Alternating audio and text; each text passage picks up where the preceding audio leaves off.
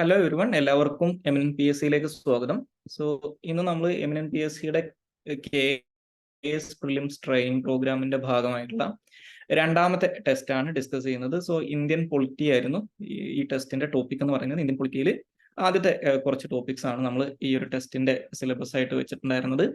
So അപ്പോൾ അതിനകത്ത് നമ്മൾ ഡിസ്കസ് ചെയ്യാൻ പോകുന്ന ഫസ്റ്റ് ക്വസ്റ്റ്യൻ എന്ന് പറയുന്നത് which one of the following provisions of the government of India act of 1919 influenced India's present constitution എന്നുള്ളതാണ്. അതായത് നിലവിലെ ഇന്ത്യൻ ഭരണഘടനയിലെ ഏതൊക്കെ കാര്യങ്ങളാണ്, അല്ലെങ്കിൽ 1919 ഗവൺമെന്റ് ഓഫ് ഇന്ത്യ ആക്ടിൽ നിന്ന് അത് 1919 government of India act influence ചെയ്തിട്ടുള്ള എന്തൊക്കെ കാര്യങ്ങളാണ് നമ്മുടെ ഇന്നത്തെ ഇന്ത്യൻ കോൺസ്റ്റിറ്റ്യൂഷനിൽ ഉള്ളതെന്നാണ് ചോദിച്ചിരിക്കുന്നത്.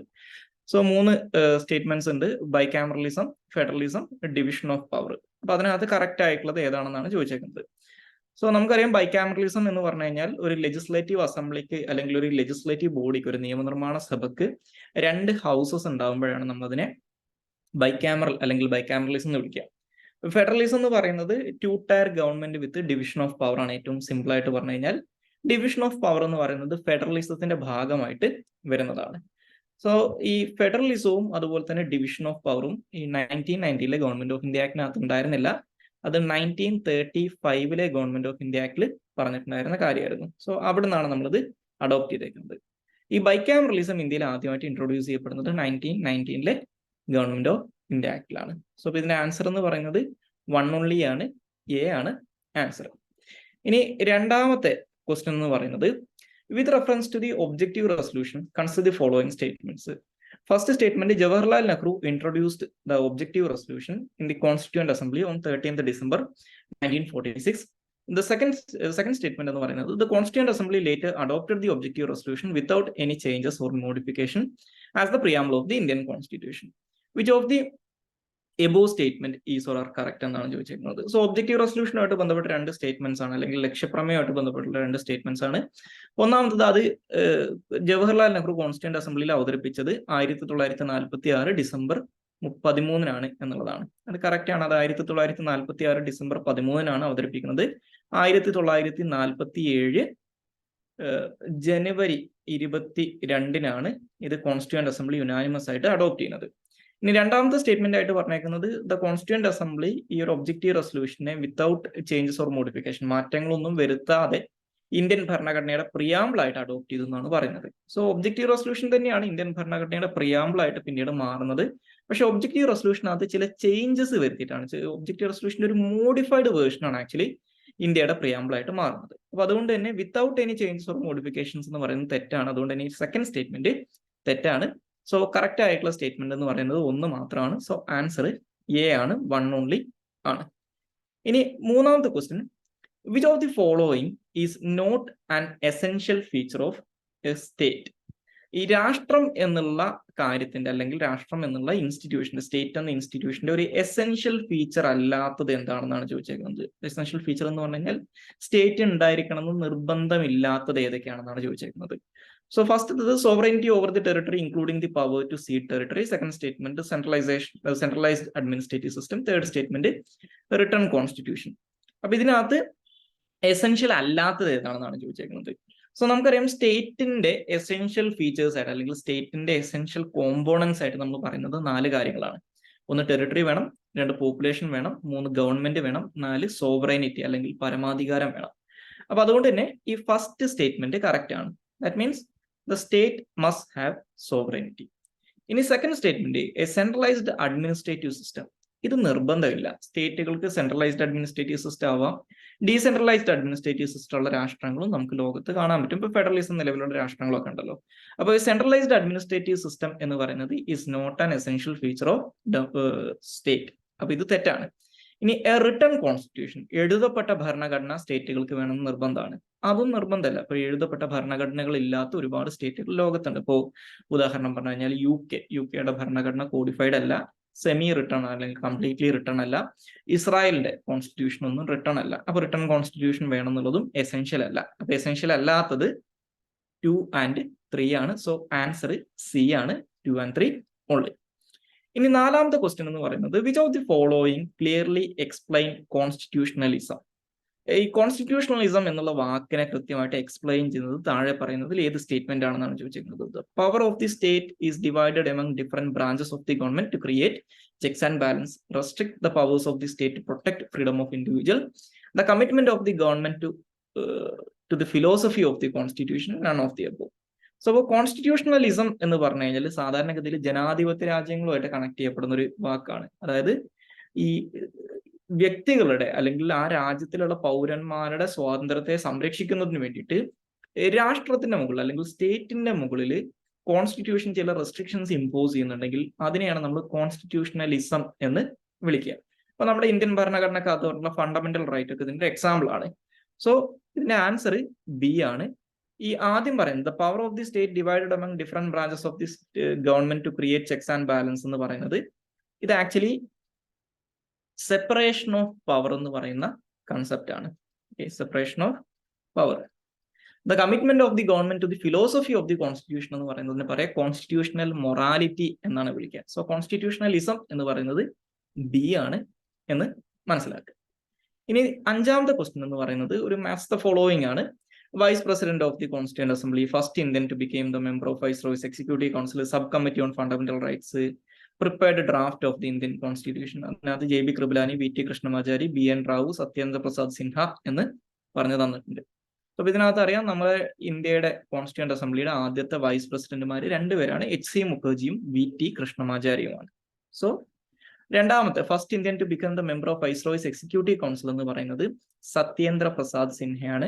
1909 ഇന്ത്യൻ കൗൺസിൽസ് ആക്ട് അല്ലെങ്കിൽ മിന്റോ മോർലി റിഫോംസിന്റെ ഭാഗമായിട്ടാണ് അദ്ദേഹം എക്സിക്യൂട്ടീവ് കൗൺസിലിന്റെ ഭാഗമായിട്ട് മാറുന്നത്.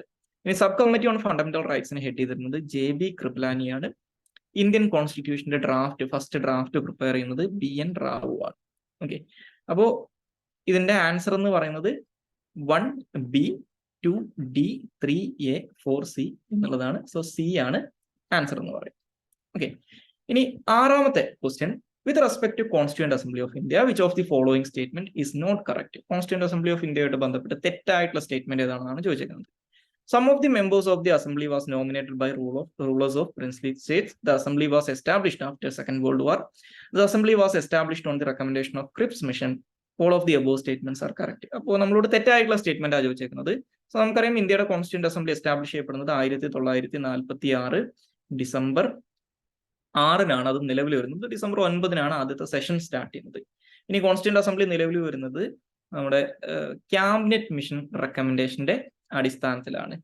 ക്യാബിനറ്റ് മിഷൻ റെക്കമെൻഡേഷന്റെ അടിസ്ഥാനത്തിലാണ്. കോൺസ്റ്റിറ്റ്യൂന്റ് അസംബ്ലിക്കകത്ത് ഇനീഷ്യലി 389 മെമ്പേഴ്സ് ഉണ്ടായിരുന്നു. അതിനകത്ത് 296 മെമ്പേഴ്സ് അന്നത്തെ ബ്രിട്ടീഷ് പ്രൊവിൻസസിനെ റെപ്രസെന്റ് ചെയ്ത് വരുന്നവരും അവരെ ഇൻഡയറക്റ്റ് ആയിട്ട് ഇലക്ട് ചെയ്യായിരുന്നു. ബാക്കിയുള്ള 93 മെമ്പേഴ്സ് പ്രിൻസ്ലി സ്റ്റേറ്റുകളിലെ റെപ്രസെന്റ് ചെയ്ത് വരുന്നവരായിരുന്നു. അവരെ അതത് പ്രിൻസ്ലി സ്റ്റേറ്റിലെ രാജാക്കന്മാരെ നോമിനേറ്റ് ചെയ്യും എന്നാണ് പറഞ്ഞിട്ടുണ്ടായിരുന്നത്. അപ്പൊ ഇത്രയും കാര്യങ്ങൾ നമുക്ക് അറിയാമെങ്കിൽ നമുക്ക് ഇതിന്റെ ആൻസർ കൃത്യമായിട്ട് കണ്ടെത്താൻ പറ്റും. ഇപ്പോൾ ഈ കോൺസ്റ്റിറ്റ്യൂന്റ് അസംബ്ലിയിൽ നോമിനേറ്റഡ് മെമ്പേഴ്സ് ഉണ്ടായിരുന്നു. പ്രിൻസ്ലി സ്റ്റേറ്റിലെ രാജാക്കന്മാർ റൂളേഴ്സ് നോമിനേറ്റ് ചെയ്തിരുന്ന മെമ്പേഴ്സ് ഉണ്ടായിരുന്നു എന്ന് പറഞ്ഞു കഴിഞ്ഞാൽ അത് കറക്റ്റ് ആണ്. The assembly was established after second world war എന്ന് പറഞ്ഞു കഴിഞ്ഞാലും കറക്റ്റ് ആണ്. കാരണം 1945-ലാണ് രണ്ടാം ലോക മഹായുദ്ധം അവസാനിക്കുന്നത്. ഇനി മൂന്നാമത്തെ statement the assembly was established on the recommendation of Cripps mission എന്ന് പറയുന്നത് തെറ്റാണ്. ക്യാബിനറ്റ് മിഷൻ റെക്കമെൻഡേഷന്റെ അടിസ്ഥാനത്തിലാണ് ഇത് എസ്റ്റാബ്ലിഷ് ചെയ്യപ്പെടുന്നത്. സോ C ആണ് ആൻസർ. തെറ്റായിട്ടുള്ള സ്റ്റേറ്റ്മെന്റ് ഏതാണെന്നാണ് ചോദിച്ചിരിക്കുന്നത്. So C is the answer.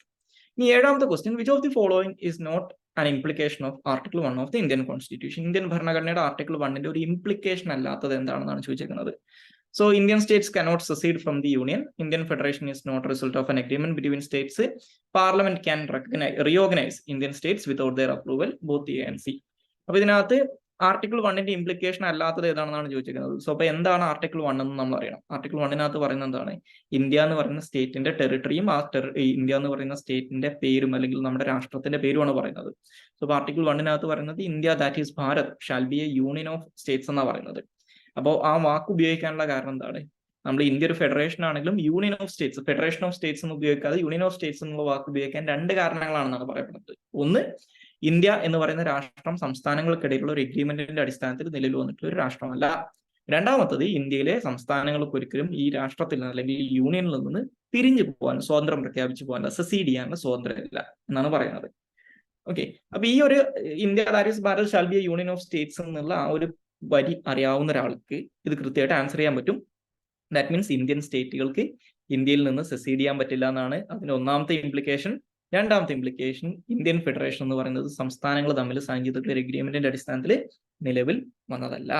ഇനി parliament can reorganise Indian states without their approval എന്ന് പറയുന്നത് ആർട്ടിക്കിൾ 1 ഒരു ഇംപ്ലിക്കേഷൻ അല്ല, അത് ആർട്ടിക്കിൾ 3 പറയുന്ന കാര്യമാണ്, ആർട്ടിക്കിൾ 3 പറയുന്ന കാര്യമാണ്. സോ ഇതിനകത്ത് not an implication of article 1 എന്നാണ് ചോദിച്ചിരിക്കുന്നത്. So C is the correct answer. So C ആണ് ആൻസർ ആയിട്ട് പറയുന്നത്.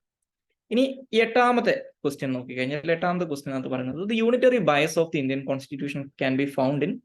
എന്തൊക്കെ കാര്യങ്ങളാണ് നമുക്കറിയാം? ഇന്ത്യൻ കോൺസ്റ്റിറ്റ്യൂഷൻ ഒരു ഫെഡറൽ സ്ട്രക്ചറുള്ള കോൺസ്റ്റിറ്റ്യൂഷൻ ആണെങ്കിൽ നമ്മൾ അതിനെ പറയാം ഫെഡറേഷൻ വിത്ത് യൂണിറ്ററി ബയസ്, അല്ലെങ്കിൽ ഫെഡറേഷൻ വിത്ത് സ്ട്രോങ് സെന്റർ, അല്ലെങ്കിൽ നമ്മൾ ക്വാസി ഫെഡറേഷൻ എന്നൊക്കെ വിളിക്കുക. അപ്പൊ എന്തുകൊണ്ടാണെന്ന് വെച്ച് കഴിഞ്ഞാൽ ഇന്ത്യൻ ഭരണഘടന ഒരു ഫെഡറൽ കോൺസ്റ്റിറ്റ്യൂഷൻ ആണ് പ്രൊവൈഡ്, അല്ലെങ്കിൽ ഒരു ഫെഡറൽ ഗവൺമെന്റിനാണ് പ്രൊവൈഡ് ചെയ്യുന്നതെങ്കിലും നമ്മുടെ കോൺസ്റ്റിറ്റ്യൂഷനകത്ത് സെൻട്രൽ ഗവൺമെന്റിന് ഒരുപാട് കാര്യങ്ങൾ ഒരു അപ്പർ ഹാൻഡ് കൊടുക്കുന്നുണ്ട്.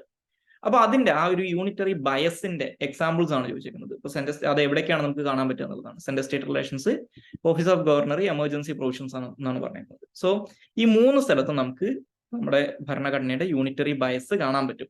ഇപ്പൊ സെൻട്രൽ സ്റ്റേറ്റ് റിലേഷൻസിനകത്ത് പല കാര്യങ്ങളും, ഇപ്പോൾ ലെജിസ്ലേറ്റീവ് പവേഴ്സിലാണെങ്കിലും എക്സിക്യൂട്ടീവ് പവേഴ്സിലാണെങ്കിലും ഫിനാൻഷ്യൽ പവേഴ്സിലാണെങ്കിലും സ്റ്റേറ്റിന്റെ മുകളിൽ സെന്ററിന് അപ്പർ ഹാൻഡ് ഉണ്ട്.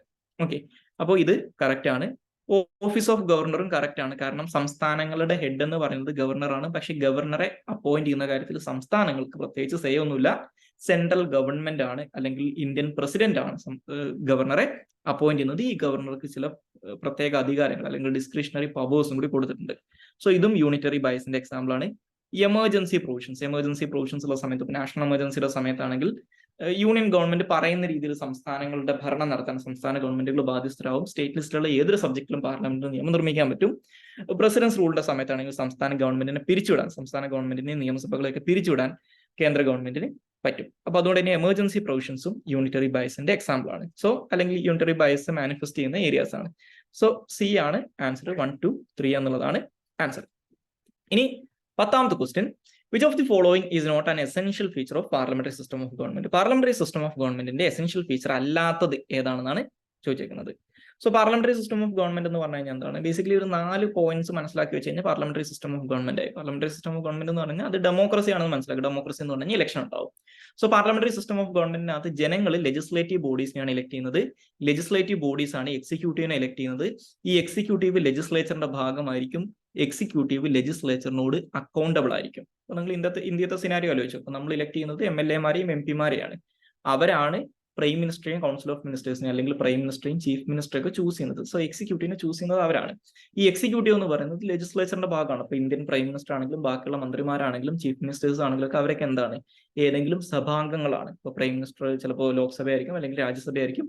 മുഖ്യമന്ത്രിയും സംസ്ഥാന മന്ത്രിമാരൊക്കെ എന്തായിരിക്കും? സംസ്ഥാന നിയമസഭാംഗങ്ങളായിരിക്കും. So they are part of legislature and they are accountable to the legislature. അതായത് അവർ ചെയ്യുന്നതും ചെയ്യാത്തതുമായിട്ടുള്ള കാര്യങ്ങളുടെ പേരിലൊക്കെ അവർ ഈ ലെജിസ്ലേറ്റീവ് ബോഡീസിനോട്, ഇപ്പോൾ കേന്ദ്ര മന്ത്രിസഭയുടെ കേസിലാണെങ്കിൽ ലോക്സഭയോട്, സംസ്ഥാന മന്ത്രിസഭയുടെ കേസിലാണെങ്കിൽ നിയമസഭയോട് ദേ ആർ കളക്റ്റീവ്ലി റെസ്പോൺസിബിൾ. ഈ 4 കാര്യങ്ങൾ ഓർത്ത് വെച്ച് കഴിഞ്ഞാൽ പാർലമെന്ററി ഡെമോക്രസി ഏകദേശം, അല്ലെങ്കിൽ പാർലമെന്ററി സിസ്റ്റം ഓഫ് ഗവൺമെന്റ് നമുക്ക് ഏകദേശം മനസ്സിലാക്കാൻ പറ്റും. അപ്പോൾ അത് വെച്ച് നോക്കിക്കഴിഞ്ഞാൽ ഇപ്പോൾ നമ്മൾ responsibility of the executive towards the legislature എന്ന് പറയുന്നത് കറക്റ്റ് ആണ്. ഓക്കെ, സോ ഇത് പാർലമെന്ററി സിസ്റ്റം ഓഫ് ഗവൺമെന്റിന്റെ ഒരു എസെൻഷ്യൽ ഫീച്ചർ ആണ്. The executive shall be responsible to the legislature. ഇനി direct election of the executive തെറ്റാണ്. ജനങ്ങൾ നേരിട്ട് എക്സിക്യൂട്ടീവിനെ ഇലക്ട് ചെയ്യുന്നതല്ല പാർലമെന്ററി സിസ്റ്റം ഓഫ് ഗവൺമെന്റ്. അത് പാർലമെന്ററി സിസ്റ്റം ഓഫ് ഗവൺമെന്റിന്റെ ഒരു എസെൻഷ്യൽ ഫീച്ചർ അല്ല. Clear separation of power. Separation of power എന്ന് പറഞ്ഞു കഴിഞ്ഞാൽ എന്താണ്? എക്സിക്യൂട്ടീവിനും ലെജിസ്ലേച്ചറിനും ജുഡീഷ്യറിക്കും ഇടയിൽ പവേഴ്സ് സെപ്പറേറ്റ് ചെയ്യുന്നതിനെയാണ് നമ്മൾ സെപ്പറേഷൻ ഓഫ് പവർ എന്ന് പറയുന്നത്. അത് ബേസിക്കലി ഈ പാർലമെന്ററി സിസ്റ്റം ഓഫ് ഗവൺമെന്റിൽ അത് വേണമെന്ന് ഒരു നിർബന്ധമില്ല. ഓക്കെ, നോർമലി അത് പാർലമെന്ററി സിസ്റ്റം ഓഫ് ഗവൺമെന്റിൽ ഈ സെപ്പറേഷൻ ഓഫ് പവർ കുറച്ച് ബ്ലർഡ് ആയിരിക്കും, especially between legislature and executive. കാരണം എക്സിക്യൂട്ടീവ് ലെജിസ്ലേച്ചറിന്റെ ഭാഗമായതുകൊണ്ട്. ഇനി റിപ്പബ്ലിക്കൻ നേച്ചർ ഓഫ് പൊളിറ്റി എന്ന് പറഞ്ഞാൽ എന്താ? ഹെഡ് ഓഫ് ദി സ്റ്റേറ്റ്, രാഷ്ട്ര തലവൻ എന്ന് പറയുന്നത് ഇലക്റ്റഡ് ആയിരിക്കണം. ഒരു നിർബന്ധമില്ല. ഏറ്റവും ബെസ്റ്റ് എക്സാമ്പിൾ ബ്രിട്ടൻ ആണ്. ബ്രിട്ടൻ ഒരു പാർലമെന്ററി ഡെമോക്രസിയാണ്, പക്ഷേ Britain is not a republic. Okay, so ഇതിനകത്ത് essential feature of parliamentary democracy അല്ലാത്തത് ഏതാണെന്നാണ് ചോദിച്ചേക്കുന്നത്, അല്ലെങ്കിൽ പാർലമെന്ററി സിസ്റ്റം ഓഫ് ഗവൺമെന്റ് അല്ലാത്തത് ഏതാണെന്നാണ് ചോദിച്ചേക്കുന്നത്. സോ 2, 3, 4 ആണ് ആൻസർ. സോ സി ആണ് ആൻസർ.